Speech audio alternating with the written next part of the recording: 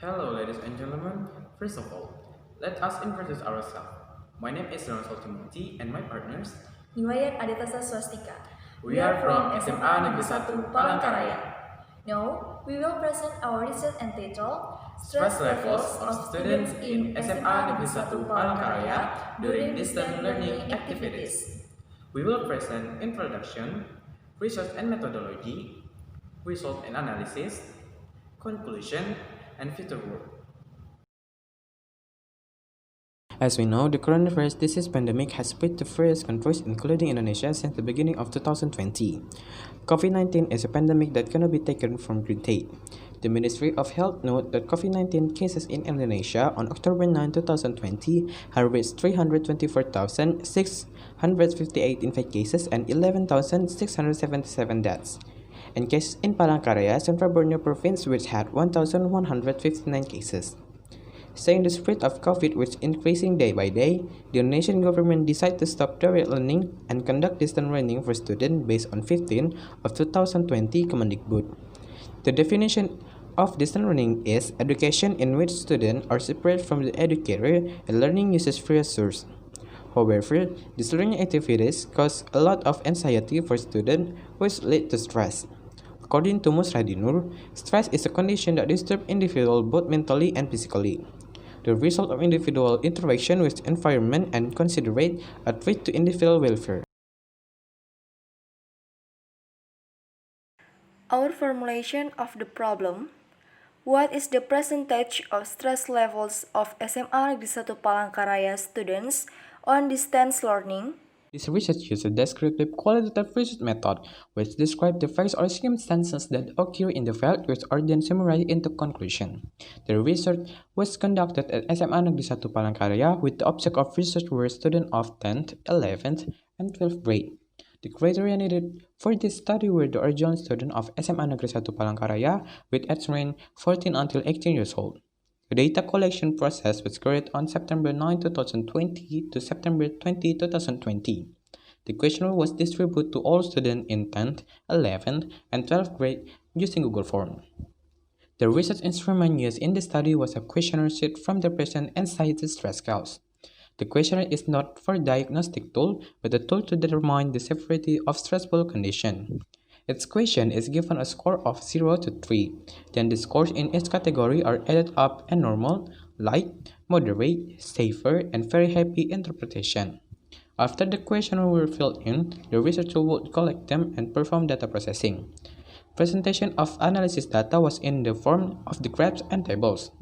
Then the researcher calculated the percentage level of stress using Microsoft Excel. Researchers will look at the severity of student stress levels based on the interpretation table from sheet the present anxiety stress questionnaire. Table 1 showed that from 371 respondents, it was found that female sex was more dominant than respondents with male gender. It was found that female respondents had a percentage of 66.31%. Grade 1 showed that the result of 114 respondents, 10th grade obtained the percentage of male 34.89% and 34.67% female. From the result obtained, it can be seen that female students of 10th grade experienced a more safer stress level than female students did.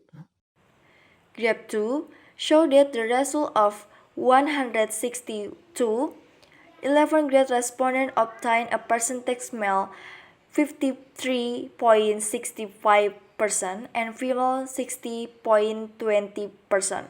From the result obtained, it can be seen that female students of class 11 experienced more stress than male students did. Grade 3 showed that the result of 95 respondents in 12th grade obtained a male percentage of 30.03% and 39.60% female. From the result obtained, it can be seen that female students of 12th grade experienced a more severe stress level than male students did. Table 2 showed that the result of all 371 respondents showed that the percentage of men was 32 38.40% and women were 38.32%. From the result of time, it can be seen that female students at SMA Negeri 1 Palangka Raya experience more stress than male students did.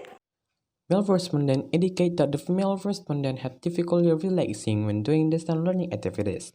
The percentage in statement is 44.53%. This can be proven by the large percentage of the result of the questionnaire calculation. In the statement of the 7 male respondents, only 18.67% were easily opened when doing distance learning. This can be proven by percentage of each statement contained in Table 2. In contrast to male respondents, female respondents find it easier to feel annoyed when doing distance learning activities. This can be proven by the large percentage in the fourth statement with a size of 51.01%. Similar to male respondent, female respondent achieved the lower percentage of statement irritable during distance learning. Learning that is short and is done virtually is certainly not as easy as imagined. The material present is not fully understood by students, so students are confused in receiving the material present by the teacher. In addition, because of the lack of mastery of the material, student has difficulty doing the assessment given by the teacher. Students spend their morning studying online and offline. It is not uncommon for students not to understand the explanation given by the teacher. This requires students to study on their own in order to understand the material previously described. According to Oktawirawan, internet connection was a problem that was quite influential in online learning process. In addition, the unstable network condition made students afraid to face technical obstacles. The technical constraints in question include, among others, unsuccessful assessment, being late to attend class, and difficulty listening to teacher explanation. Because student has to learn more in order to understand the material described by the teacher, student will feel pressure because of the large number of assessments given, the demands of parents, lagging subject matter, and desire for high academic values. Students also feel depressed because they are worried that when learning at school returns to normal, they cannot learn new material or are worried that they do not understand the previous material. Our conclusion: based on the result of the research that has been done, it can be concluded that distance learning with online or offline models can affect the mental condition of students, namely stress. This is indicated by the percentage of student stress level.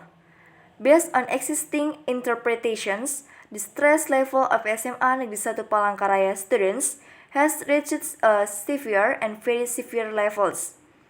Facilities, networks, interactions, and flexibility are the main obstacles in this learning system. Not only students, many parents object to the implementation of this learning system. Seeing the result of the percentage data on stress level of students of SMA Negeri 1 Palangka Raya on distance learning activities, further research can be carried on which include the effect of distance learning activities on student anxiety and depression, as well as the relationship between student anxiety, stress, and depression. That's all about our presentation. And thank you for your attention. Goodbye.